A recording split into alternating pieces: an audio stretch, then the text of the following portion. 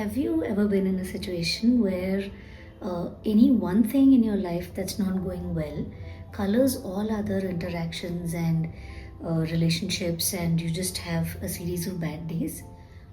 Barring big life events like grieving a loss, we don't necessarily need to respond to every stressful situation being buffeted by it. I recall when I was new to work and new to the city, I'd get homesick a fair bit, and whenever that would happen, while my work wouldn't suffer because I'm also high functioning, but everyone around me would know that I'm feeling very blue. So this behavior continued for a few years. Something would happen in one part of my life that would impact all other parts. A boss at work is upset with me, I'd go home and kind of growl at everybody at home.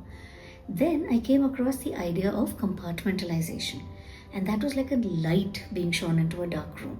I didn't know that it was an option for us to compartmentalize our emotions as if we were putting them into mental drawers and not let our entire existence be dragged down by something that we're finding difficult to deal with.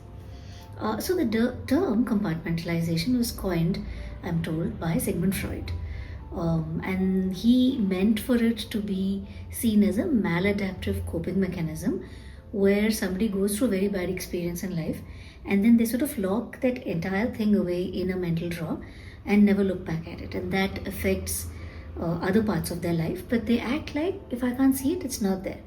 That obviously is not ideal, and that's not the compartmentalization that we're talking about. It obviously exists in a spectrum, like everything else that we've been talking about so far. And in that spectrum, it's possible to say, hey, to be balanced, I need to look at this tool of compartmentalization and engage with this situation with the attention that it deserves, but no more than that, and then put it away. So once you get the painful emotions out of your system, it opens up the opportunity to move forward, generate options for yourself, and ask yourself, what now? Even on a daily basis, I can use compartmentalization. For instance, I'm upset with somebody at home about something. But when I get to work and I need to have a performance conversation with a high-performing team member, I can actually give them good feedback, be present for them, make sure that they're feeling very positive, and then at the end of the day, I go meet a few friends, and there's some bittersweet conversations, I'm engaging with that appropriately.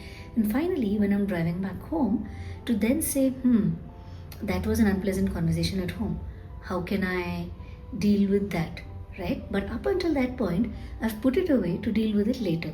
That is a great example of compartmentalizing emotions in such a functional way that I am respecting it, but I'm not allowing it to take over and it be whatever overwhelming emotion I'm feeling in that moment. Yeah. So on to you. Now that you know what is compartmentalizing, can you think of recent situations where you could have used it?